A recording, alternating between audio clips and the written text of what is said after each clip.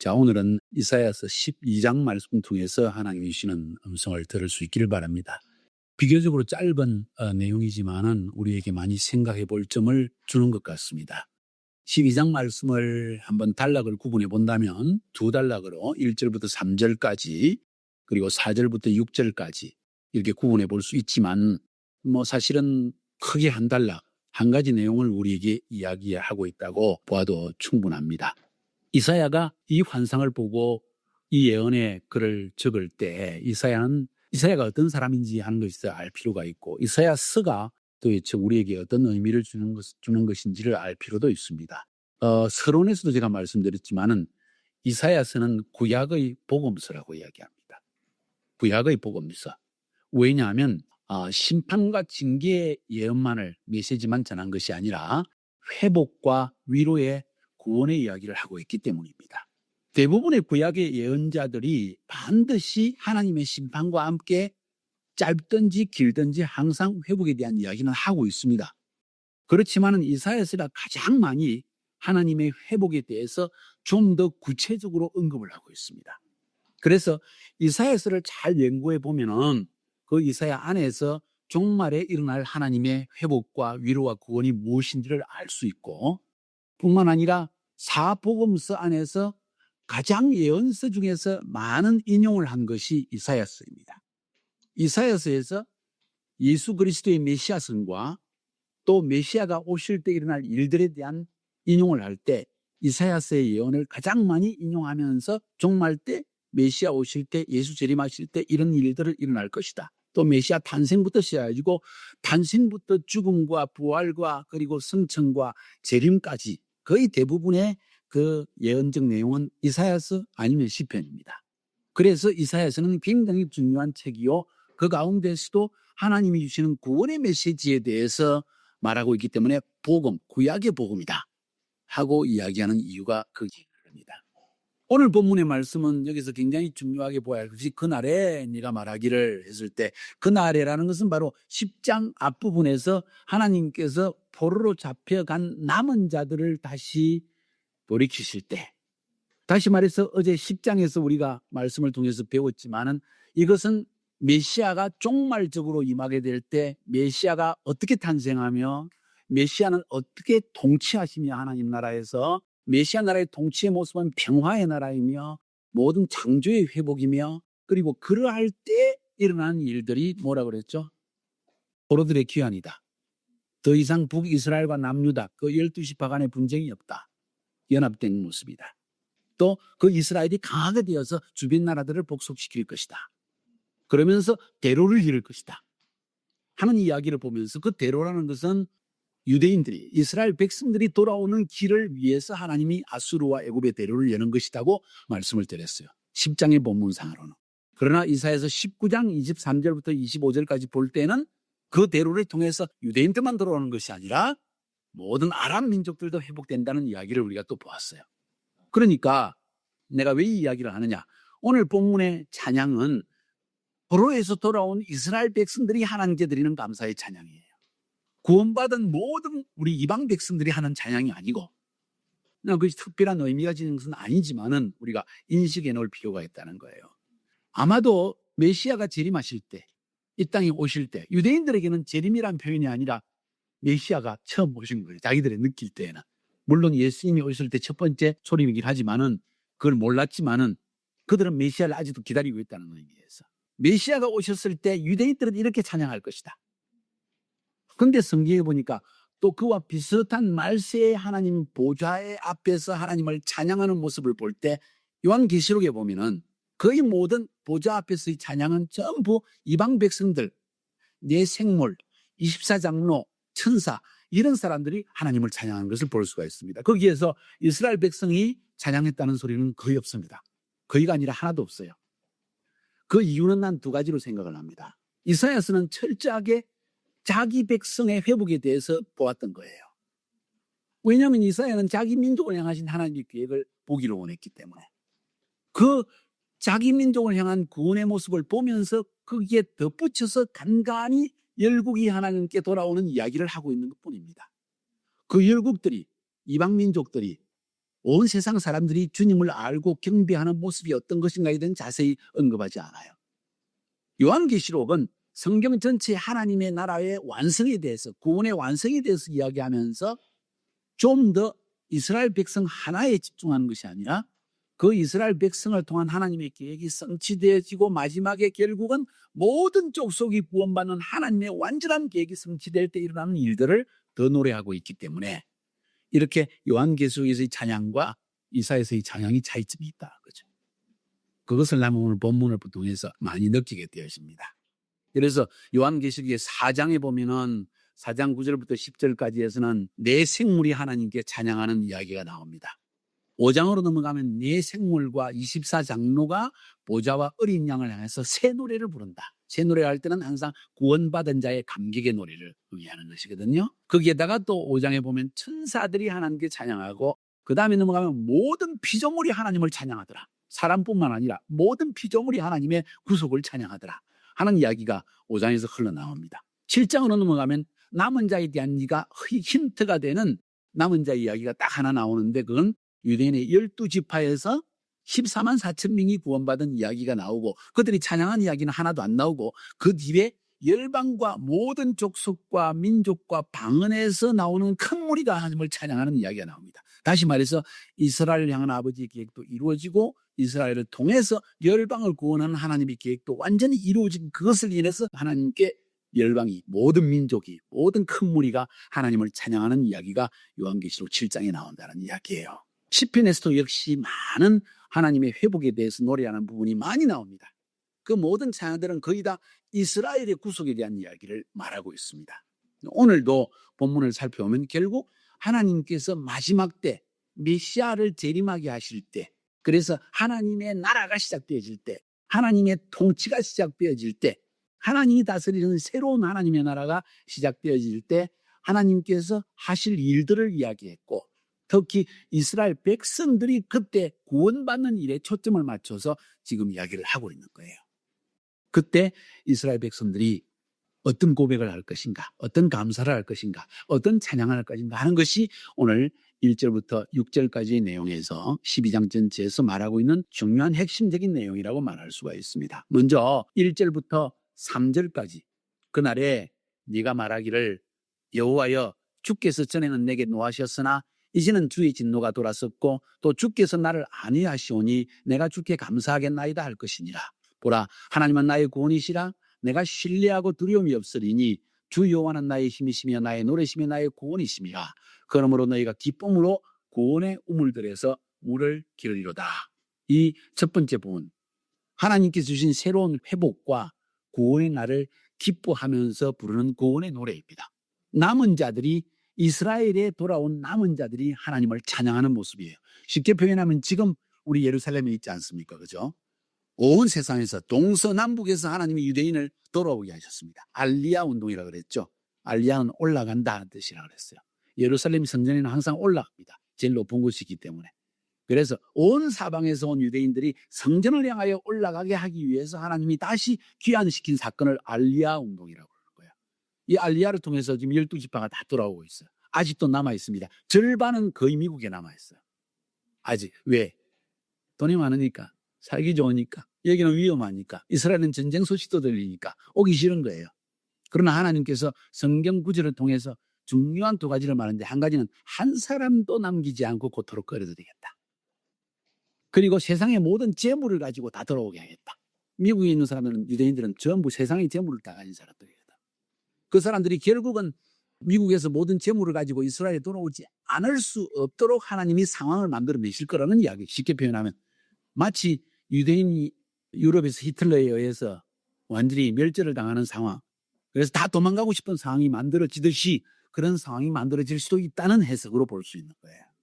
그래서 하나님은 한 명도 남지 않도록, 이스라엘 바깥에 남아있으면 우리는 죽을 것 같다는 두려움을 느껴서 다 돌아오고 싶은 마음이 생기도록 정치적인 상황과 군사적인 상황과 문화적인 상황과 재정적인 상황을 그렇게 만들어내신다는 것으로 대부분의 사람들이 그렇게 해석을 하고 있다는 거예요. 그래서 그들의 감격이 크다는 거예요. 그들은 두려움으로 일평생을 살았습니다. 역사 속에서 항상 징계를 받았습니다. 그들의 마음속에서는 우리는 하나님 앞에 범죄했기 때문에 이렇게 하나님의 심판을 받고 징계를 받는다는 의식이 수천 년 동안 그 심령 속에 자리 잡힌 사람들입니다.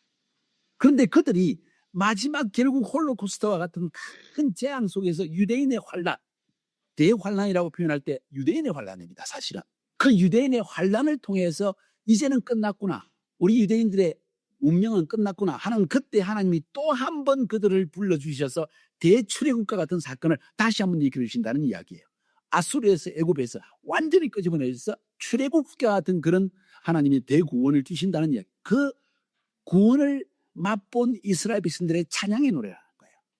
출애굽기 15장에 보면은 이스라엘 백성들이 애굽에서 나와서 출애굽하고 홍해를 건넜을 때 모세와 이스라엘 백성들이, 나중에는 미리암이 하나님 앞에 구원의 찬양을 노래한 것이 있습니다. 그것이 이 찬양과 비슷하다는 이야기예요. 그래서 이 출애굽한 이스라엘 백성들이 하나님을 찬양한 것처럼 제2의 출애굽이 일어날 때, 마지막 하나님이 세상을 심판하시기 전에 유대인을 완전히 구원하시는 두 번째 출애굽이 일어날 것인데, 아수르에서 애굽에서 마치 출애굽 때와 같이 표현을 10장에서도 했잖아요. 오늘 여기서 나오는 거예요. 그랬을 때 이스라엘 백성들 가운데 터지는 감격은 수천 년 역사를 통해서 고난당했던 그들 속에 응어러졌던 모든 두려움이 사라진 감격이라는 거예요. 얼마나 그 감격이 크겠어요. 우리가 예수님을 만났던 감격보다 더 클 겁니다. 실제적인 감격이니까, 완전한 구원이니까. 그래서 그 감격을 노래 부를 때, 주께서 내게 노하셨으나 이제는 주의 진노가 돌아섰고 주께서 나를 안위하시오니 내가 주께 감사하겠나이다. 진노를 받고 살았다는 거예요. 두려움 속에서 하나님이 우리를 짓누르고 있다는 그 인식 속에 살아왔다는 거예요. 근데 과연 하나님이 우리를 버리지 아니하셨구나, 하나님이 다윗에게 약속하신 그 언약을 결국은 성취하시는구나, 머리로는 믿지만은, 마음으로도 믿지만은, 실제로 그 일이 이루어질 때의 감격은 믿긴 했지만은 세상에 이런 일이 하는 감격이 터져나오는 그 순간이라는 이야기예요. 이해가 되십니까? 우리도 그렇잖아요. 영원한 천국에 있는 거 믿습니다. 눈물 없고 근심 없고 평화롭고 정말 사자와 어린 양이 이렇게 함께 놀고, 상상할 수 없는 이야기잖아요. 그죠? 머리로 믿지만은 세상에 그런 일이 실제로 있다면, 이거 그 말은 아직도 완전히 믿을 수 없다는 이야기라는 거예요. 근데 그 일이 실제로 이루어질 때 우리가 그 하나님 보좌 앞에 드릴 찬양이 얼마나 감격스럽겠냐는 이야기예요. 그 감격의 찬양이 요한계시록에 나와 있다는 이야기예요. 이스라엘 민족에게는 이것이 너무나 실제적인 감격이라는 겁니다. 그걸 지금도 바라면서 약속을 붙들고 살아가며 이 약속의 말씀을 연구하는 것. 왜? 이 약속의 말씀 외에는 그들에게 진정한 진리가 없기 때문에, 실제적으로 하나님의 말씀이 없기 때문에, 실제적으로 일어날 일을 정확하게 진리를 말해주는 건 세상에 아무것도 없기 때문이에요. 그래서 오늘도 이 말씀을 붙들고 핍박 속에서도 두려움 속에서도 그날을 기다리는 거예요. 그날을 기다리고 있는 거예요. 그날을 기다리는 거예요. 우리 크리스찬의 아이덴티티는 그날을 향하여 살아가는 삶이라는 거예요. 이 그날의 감격을 위해서, 그날의 노래를 위해서, 그날의 감사를 위해서, 그날이 실제적으로 올 것을 알고 있기 때문에 이날에 있는 그 아픔과 고통, 이날의 편안함, 이날에 내 하고 싶은 것, 이날의 일들에 얽매이지 아니하고 그것을 추구하지 않고 그날을 추구하며 살아가는 것이 크리스찬의 아이덴티티라는 거예요. 세속적인 세계관에서 성경적 세계관으로 넘어간 사람이라는 거예요. 이것이 우리가 말씀을 연구할 이유이고, 그것을 통해서 사람들의 심령 속에 하나님 나라를 향하여 사는, 그날을 향하여 사는 그 마음이 뿌리 내리시면 그 다음에는 가난한 것, 어려운 것, 불편한 것, 피곤한 것, 그것이 큰 문제가 되지 않는다는 것이죠. 이게 바로 크리스찬의 바른 아이덴티티잖아요. 이거는 특별한 사람이 지니는 것이 아니라 하나님께서 성경을 통해서 이것을 깨달아 알고 모든 사람이 이 아이덴티티를 지니고 살아가야 된다고 주님은 말씀하고 있는 거예요. 그래서 이 이사야서 12장의 말씀이 우리에게 감격으로 와닿는 것입니다. 이사야는 환상 중에 그날을 바라보면서 그 고통의 날을 예언하며 지나는 거예요. 벗은 몸으로 지나기도 하고, 자기 낳은 아들들을 마을살렐 하스바스, 침략이 노력이 급속하다. 그 다음에 임마누엘도 혹시 그의 아들이라면 주님이 너희와 함께 하실 것이다. 이런 이야기들. 아들 이름까지도 자기 뜻대로 자기 마음대로 지을 수 없이 오직 하나님의 뜻을 향하여, 그날을 향하여 하나님께서 하실 일들을 예언적으로 선포하는 이름들까지 지정하면서 내 삶이 없는 거예요. 쉽게 표현하면 오피셜 라이프라는 거예요. 공적인 삶이라는 게 우리의 삶 자체가. 난 여러분들이 그런 삶을 살 수 있기를 주의 이름으로 축복합니다. 그래서 그날이라는 것은 메시아가 통치하는 시대가 시작하는 날이고 메시아의 구원이 실제적으로 임한 날이고 어떻게 구체적으로 신약적으로 적용한다면 주님이 십자가에서 구속을 이루신 그날에 그때부터 통치는 시작되는 거예요. 공평과 정의로서 하나님은 통치를 시작하시는 거예요. 그리고 그것을 마지막 때 실제적으로 완전하게 심판으로 보여주실 날이 가까이 올 것이다. 그래서 이스라엘 백성들의 찬양과 우리의 찬양은 실제로 우리도 우리의 죄 때문에 하나님의 진노를 피할 수 없고 두려움을 피할 수 없는 사람이잖아요. 남이 하나님 앞에서 나의 모습을 쳐다볼 때 도대체 나라는 사람은 하나님 앞에 은혜를 입을 수 있는 자격이 없는 사람이다. 선한 것이 내 안에 없는 사람이다. 그런데 주님은 그 진노를 돌이키시고 나에게 오히려 위로해 주신다. 그 일을 위해서 메시아는 오셔서 나의 자리에 대신 죄인의 자리에 서셔서 죄인의 고통을 다 맛보고 육신의 아픔도 맛보고 잠 못 자는 것도 맛보시고 채찍에 맞은 것도 맛보시고 그리고 죽으셨다. 왜? 우리를 결국 위로하기 위해서 안위하시는 하나님이라는 거죠. 그때 비로소 이것을 체험한 사람들의 심령에서 보라 하나님은 나의 구원이시다는 찬양이 2절에 튀어나온다는 거예요. 보라 봐라 하나님이 구원이시다. 이건 하나님의 구원을 체험한 사람들의 심령에서 터져나오는 고백이라는 거죠.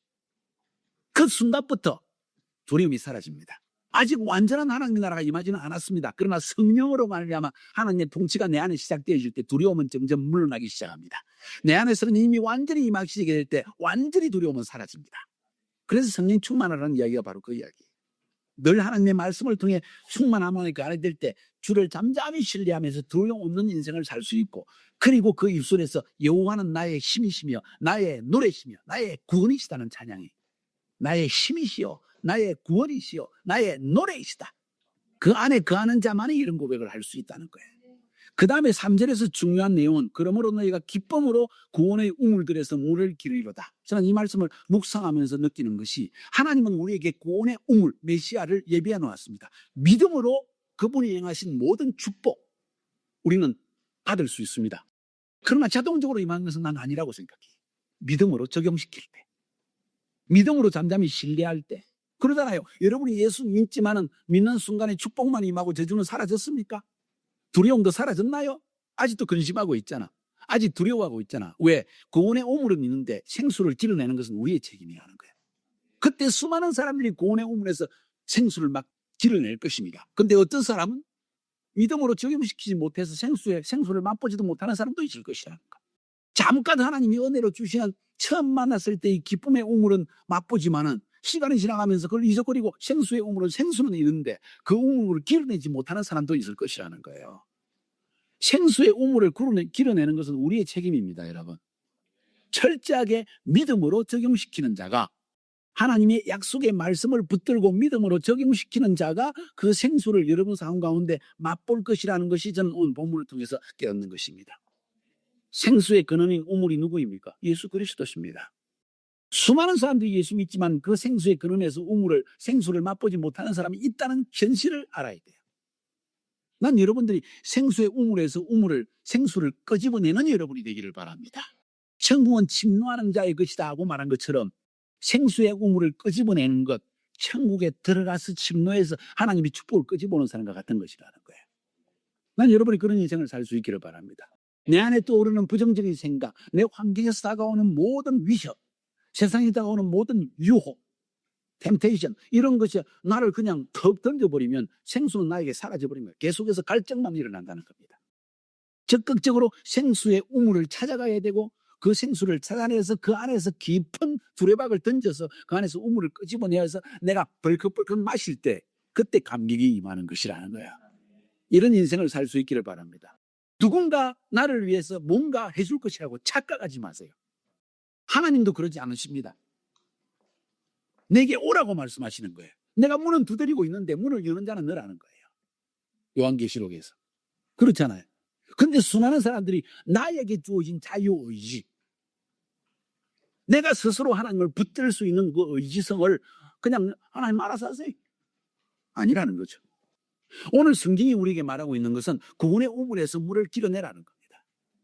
이건 깊은 물에서 끄집어내기 위해서는 두레박도 찾아내야 되고 깊은 곳에 물을 던져가지고 끄집어 올리는 수고도 해야 되고, 그러나 그 물을 마셨을 때 생수는 내 온몸에 퍼져서 내게 기쁨을 주는, 갈증을 해소해 주는 것이라는 거예요. 자, 중요한 사실은 구원의 우물은 준비되어 있다는 겁니다. 놀라운 기쁨의 소식이요 복음의 소식입니다. 그런데 우물물을 길어내는 것은 우리의 책임이라는 거예요. 꼭 기억할 수 있기를 주의 이름으로 축복합니다. 그 다음 4절부터 6절까지로 넘어가 보면, 그날에 너희가 또 말하기를 여호와께 감사하라, 그의 이름을 부르며 그의 행하심을 만국 중에 선포하며 그의 이름이 높다라. 여호와를 찬송할 것은 극히 아름다운 일을 하셨으니 이를 온 땅에 알게 할지어다. 시온의 주민아 소리 높이 부르라. 이스라엘의 거룩하신 이가 너희 중에 크심이니라 할 것이니라. 이게는 열국 중에서 만국 중에서 찬양받으실 여호와 하나님에 대한 감사와 찬양이라는 거예요. 여기서 핵심은 열국 중에 그의 이름이 높임을 받게 되는 사실을 이야기하고 있습니다. 더 이상 이스라엘 민족 가운데 머물러 있는 하나님이 아니라 그의 이름이 만국 가운데 전파되어진 사실, 그것을 지금 말하고 있는 거예요. 이스라엘 백성들은 이 사실을 알아야만 한다는 것이에요. 그래서 포로 귀환하고 이스라엘의 구원과 열국 중에 야훼가 높으심 받을 것을, 그 상관성, 비교성을 오늘 여기 이야기하면서 그가 여호와께 감사하라. 뭘 감사합니까? 극히 아름다운 일을 행했기 때문에 감사하라. 이렇게 표현했지만 이스라엘 백성들에게 하나님이 행하신 이 아름다운 일이라는 것은 우리의 상상을 초월하는 역사적인 수천 년의 역사를 통해서 당했던 어려움으로부터의 고난이기 때문에 그냥 아름다운 말로 표현하기는 너무나 큰 일이에요. 그래서 너희 중에 큰 일을 행했기 때문이라고 지금 6절에 말하고 있는 거예요. 그래서 열국이 이 하나님이 이스라엘 가운데 행하신, 역사 가운데 행하신 일들을 바라보고 그의 하나님은 우리의 하나님이시다, 크신 하나님이다, 그분만이 신이요 신중의 신이요 왕중의 왕이시다는 사실을 선포하는, 고백하는 날이 오게 될 것을 지금 말하고 있는 거예요. 이사야는 그걸 환상적으로 지금 보고 있습니다. 더 이상 하나님은 이스라엘의 하나님이 아니라 열국 가운데 하나님이시다. 그래서 그 행하심을 만국 중에 선포하라. 행하심이 뭡니까? 10장에서 다 이미 이야기한 내용이에요. 뭘 행했습니까? 하나님이 흩은, 수천 년 동안 흩어놓았던, 하나님이 진노하시던 자기 백성을 다시 다 끌어모시고, 한 명도 안 남기고 다 끌어모시고, 그들 가운데 모든 분쟁이 사라져나가고, 그들이 강한 나라가 되어지고, 그들을 위해서 하나님이 대로를 열으신 이 일이 위대하신 일이다. 열국은 그것을 보게 될 것이다. 그것이 하나님이 행하신 일이다. 버리셨던 하나님이 다시 그들을 싸매시고 은혜를 베푸신 사건, 위로하시고 구속하신 그 사건, 이건 여기에서 지금 이사야는 아수르와 바벨론에서 하나님이 끄집어 온 그 사건을 말하고 있지만은, 그것을 통해서 열방 가운데에서 역사를 통하여 고통당하였던 자기 백성을 끄집어내온 종말적 사건을 이야기한다는 거예요. 홀로코스트를 통해서 당했던 사건. 1948년 독립을 하자마자 또 아랍의 공격을 받았으나 하나님이 기적적으로 구원하신 사건. 48년, 67년, 73년 연속적으로 중동전쟁이 터질 때마다 아슬아슬하게 금방 죽기 직전에, 사멸하기 직전에, 사라지기 직전에 이스라엘 백성들을 하나님은 또 기적적으로 구원하시고, 또 기적적으로 구원하시고, 이제 마지막 때는 완전히 구원하시는데, 그 완전히 구원하실 때는 열국이 이스라엘을 침공하는 때가 온다고 스가랴서는 또 말하고 있다는 거예요. 그래서 그때 그 구원의 사건을 이사야는 볼 때 출애굽의 사건이다, 제2의 출애굽이다 하는 표현을 쓰고, 그 사건을 보는 순간 이스라엘 백성들 가운데에서 우리가 십자가에 먹은 예수가 바로 그가 메시아였구나 하는 사실을 통해하고, 그들이 창으로 찌른 자들을 바라보면서 애통하는 때가 온다고 스가랴서는 이야기하는 거예요. 그래서 스가랴서 11장, 12장, 13장, 14장은 마지막 때 일어날 일들을 우리에게 그대로 표현해 주고 있는데, 그때 가을절기의 이야기들이 다 나옵니다. 대속죄일 이야기, 장막절 이야기 쫙 그때 흘러나옵니다. 다시 말해서 그 시즌에 하나님께서 이스라엘을 마지막 제2의 출애굽 사건을 이끌어내신다는 이야기예요. 그래서 그의 이름을 구원하시는 이름이다, 승리를 주시는 이름이고 평강을 주시는 이름이다, 그래서 그의 이름을 높이라는 이야기입니다. 이스라엘 백성들에게 이건 너무나 실제적이고 구체적인 이름이라는 거예요. 구원하는 이름 예수예요. 예수와, 그는 구원이시다. 야훼는 구원이시다가 예수와라는 뜻이에요. 여호와는 구원이시다. 그 이름 자체가 히브리 말로 예수와, 예수라는 거예요. 이것이 오늘 12장을 통해서 내가 보게 되는 중요한 이야기입니다. 그러면서 결론적으로 보게 될 때 진정한 예배가 무엇인지도 오늘 본문을 통해서 알게 되는 거예요. 진정한 예배는 구속받은 자의 감격의 새 노래다. 구원을 체험한 자의 노래다. 그 예배를 인해서 그 예배를 드리는 자, 끊임없이 예배하는 자의 가장 중요한 요소가 뭔지 아세요? 구원의 오물에서 생수를 늘 마시는 자입니다. 다시 말해서 매일 예수 그리스도 안에서 생수를 맛보며 살아가는 자가 진정한 예배를 매일 드릴 수 있는 거예요. 우리가 구원받는 체험은 한 번에 일회적으로 일어날 수 있습니다. 그러나 그 구원의 감격을 잃어버리는 것은 만날 일어날 수 있는 일이에요. 그러면 그 예배의 감격을 지속할 수 있는 길이 뭐냐? 구원의 우물에서 매일 생수를 끄집어 맛보는 자가 진정한 예배를 드리는 자라는 거예요. 그렇지 아니할 때 우리의 예배는 형식적 예배로 떨어진다. 형식적인 예배가 된다는 거예요.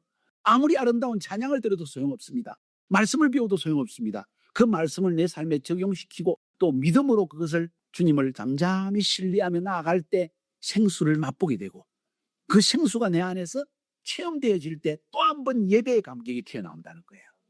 과거의 감격으로 살아가는 게 아닙니다. 예배는 오늘 생수를 마시는 태도라는 것. 이것을 알아야만 합니다. 이런 예배의 궁극적인 목적이 뭘까? 그것은 열국 가운데 하나님의 이름이 높임받는 것입니다. 그래서 선교의 이유가 나오는 거예요. 전도의 이유가 바로 여기 나오는 거예요. 이런 일에 여러분들이 쓰임받게 되기를 주님의 이름으로 축복합니다. 이것이 하나님께서 우리에게 주시는 중요한 메시지라고 저는 생각합니다. 12장 짧은 구절이지만은 마지막 때 남은 자들을 통한 이 찬양이 우리의 찬양이 되기를 원하고 또 요한계시록에서 드리는 이 모든 찬양이 결국 이것과 연관되어지는 그들의 찬양과 연이어서 하나님의 마지막 심판과 함께 구원이 이루어질 것이고 열국과 모든 민족과 방언 가운데에서 구속받은 자들이 동일한 찬양을 부르게 될 것이다. 이것이 바로 하나님의 시나리오의 마지막 부분이 아닐까 하는 생각을 저는 가지게 되었습니다. 승리하시기를 주의 이름으로 축복합니다.